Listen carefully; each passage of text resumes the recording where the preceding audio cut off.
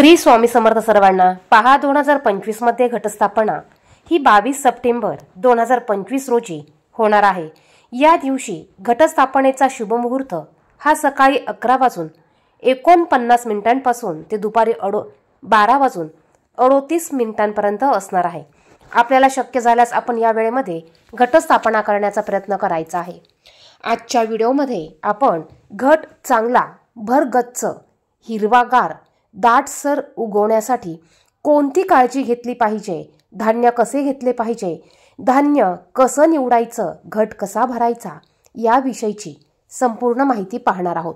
बघा, फार पूर्वीच्या काळापासून आपण प्रत्येकजण कुलाचार कुलधर्म म्हणून आपल्या घरात घटस्थापना करत असतो। घट आपण प्रत्येकजण हा पहिल्यापासून भरत असतो, परंतु सध्याच्या काळात बघा बहुतेकांचा घट हा दाटसर येत नाही। काहींच्या घटात पाणी जास्त होतं, काहींच्या घटात धान्य उगवत नाही, तर काहींच्या घटाला बुरशी लागते, काहींचं धान्य पिवळसर पडतं, काहींच्या धान्याला कुजल्यासारखा वास येतो। तर या सर्व गोष्टी कशामुळे होतात याची आपण थोडक्यात माहिती पाहणार आहोत। तुम्ही जर का हा व्हिडिओ लवकर बघत असाल तर नक्कीच या गोष्टी फॉलो करून तुम्ही या वर्षी घटस्थापना करताना या गोष्टींची काळजी घ्यायची आहे। सर्वात अगोदर तुम्ही जर का माझी व्हिडिओ पहिल्यांदाच बघत असाल, चॅनेलवर नवीन असाल तर असेच माहितीचे व्हिडिओ बघण्यासाठी चॅनेलला सबस्क्राइब करा, इतरांना हा व्हिडिओ शेअर करा आणि कमेंट बॉक्समध्ये श्री स्वामी समर्थ नमः नक्की लिहा। त्याचप्रमाणे तुमची कुलदेवी कोणती आहे तिचं नाव देखील तुम्ही लिहू शकतात।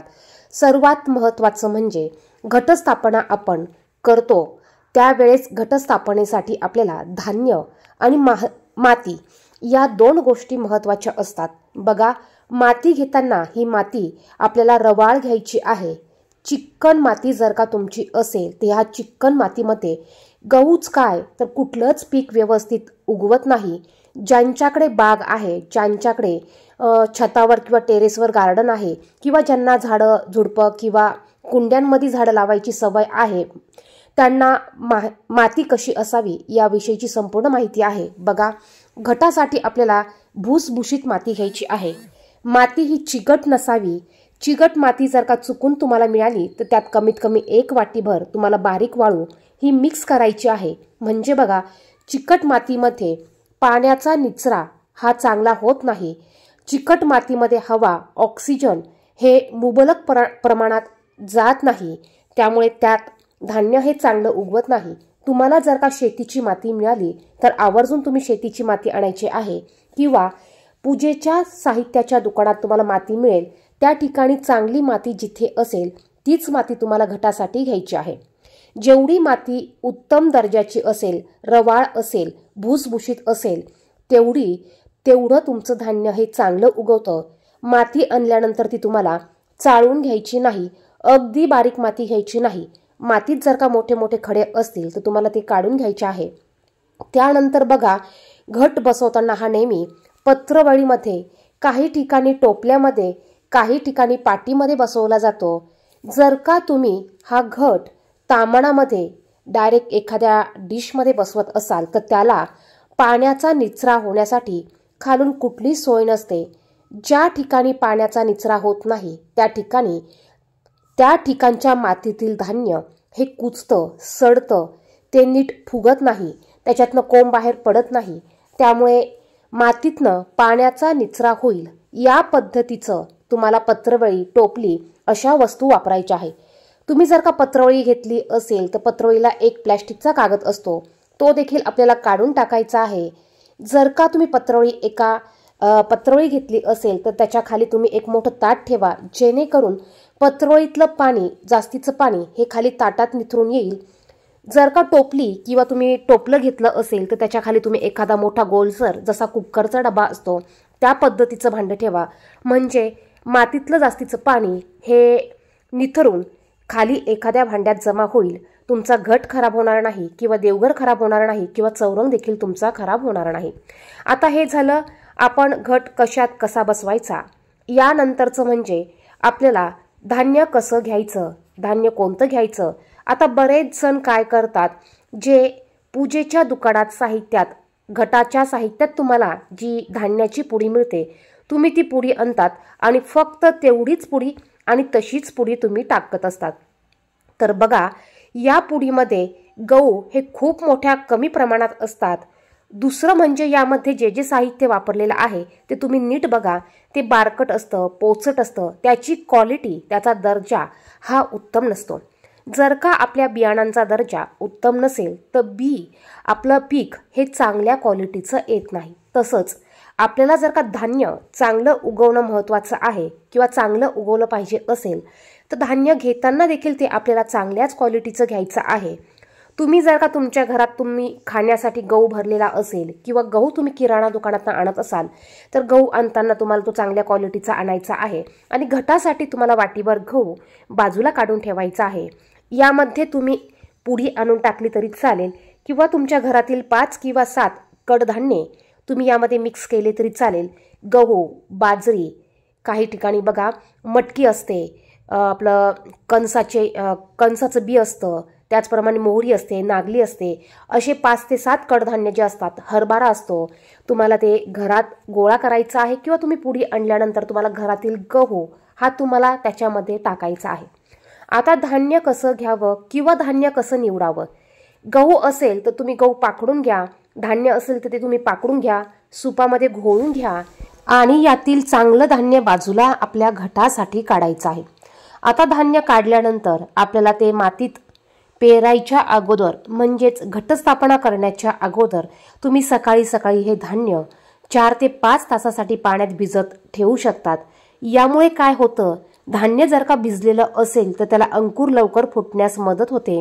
आता काही ठिकाणी आदल्या दिवशी भिजत घालतात, परंतु आपण सकाळी लवकर उठून अंघोळ करून हे धान्य पाण्यात भिजत घातलं तरी चालेल. दुसरं म्हणजे काही ठिकाणी धान्य पेरण्याची पद्धत चुकीची असते. म्हणजेच काय, घट बसवायचा, मातीत धान्य टाकायचं, म्हणजे कसंही धान्य टाकलं, खालून एकदा टाकलं, वरतून नीट टाकलं नाही किंवा त्याची लेअर नीट केली नाही तर धान्य नीट उगवत नाही. तुम्हाला घटस्थापना करताना तुम्हाला पत्रवाळी टोपलीत खाली थोडीशी माती टाकून घ्यायची आहे. त्यावर तुमचा भरलेला पाण्याचा घट तुम्हाला ठेवून घ्यायचा आहे. तुमचं पूर्ण घट भरून झाल्यानंतर, कलश ठेवून झाल्यानंतर तुम्हाला बाजूनी संपूर्ण एका लेअरमध्ये तुम्हाला धान्य हे पेरायचं आहे. बघा, एकसारखं धान्य तुम्हाला सर्व मातीत पेरायचं आहे. त्यानंतर पुन्हा तुम्हाला त्यावर थोडीशी माती भुरभुरून घ्यायची आहे. त्यावर पुन्हा थोडंसं तुम्हाला माती भुरभुरल्यानंतर पुन्हा तुम्हाला थोडंसं धान्य सर्व बाजूने एकसारखं तुम्हाला टाकायचं आहे आणि पुन्हा त्यावर तुम्हाला थोडीशी माती भुरभुरून घ्यायची आहे. धान्य टाकताना ते एकदम तळाशी टाकायचं नाही किंवा थोडीशी माती टाकून धान्य टाकल्यावर वर खूप माती ठेवायची नाही. तर आपल्याला अगदी मातीच्या अगदी थोडंसं खाली धान्य आपल्याला पेरायचं आहे, जेणेकरून त्याला पाणी भेटल्यानंतर ते फुगून त्याला लवकर अंकुर फुटेल आणि लवकर वरती आपलं धान्य उगवून येईल.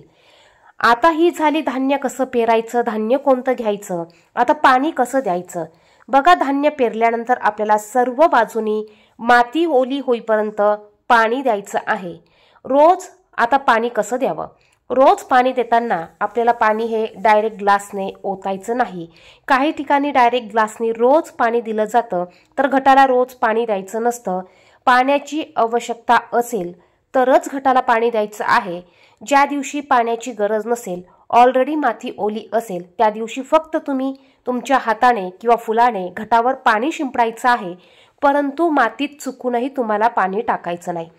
जर का जास्तीचं पाणी घटात मातीत झालं तर यामुळे धान्य सडतं, कुचतं, धान्य नीट उगवत नाही. आणि बघा, आपल्या घटाला पुरेशी हवा लागली पाहिजे. घट जिथे बसवला आहे त्या रूममध्ये पुरेशा प्रकाश देखील असला पाहिजे, कारण धान्य जर का सूर्यप्रकाश पुरेसा भेटला तरच चांगलं उगवतं. कोंडत हवा किंवा पॅक बंद रूममध्ये तुम्ही घट ठेवायचा नाही. थोड्या वेळ तुम्हाला खिडकी उघडी ठेवायची आहे. त्या रूममध्ये थोडासा प्रकाश पडेल याची सोय तुम्हाला करायची आहे. आणि त्याचप्रमाणे जर का मातीच्या घटातलं पाणी जर का मातीमध्ये जास्तीचं उतरलं असेल तर तुम्ही चुकूनही 2 ते 3 दिवस घटाला अजिबात मातीत पाणी घालू नका. वरतून फक्त थोडंसं पाणी तुम्ही हाताने शिंपडा किंवा फुलाने शिंपडलं तरी चालेल. जर का ह्या गोष्टी फॉलो तुम्ही केल्या तर तुमचा घट नक्कीच चांगला उगवेल. जर का घटाला योग्य पाणी दिलं तर घट पिवळसर होणार नाही, हिरवागार तुमचा घट उगवणार आहे। त्याचप्रमाणे थोडीशी हवा देखील घटातील धान्याला लागली पाहिजे, म्हणजे घटाला किंवा धान्याला बुरशी लागणार नाही। या छोट्या छोट्या गोष्टी आहे, याचं आपण नक्कीच पालन करायचं आहे। बघा या ठिकाणी 3 ते 3 दिवसानंतर छान असे कोंब अंकुर फुटलेले तुम्हाला दिसतात, कारण धान्य पेरल्यानंतर हे 3ऱ्या दिवशी 100% फुटत असतं आणि या पद्धतीने हे धान्य एकसारखं सर्वत्र फुटत असतं।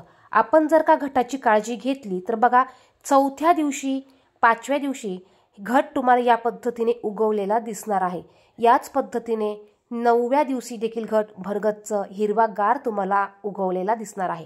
जर का काही प्रश्न असतील तर कमेंट बॉक्समध्ये नक्की विचारा। धन्यवाद। श्री स्वामी समर्थ सर्वांना।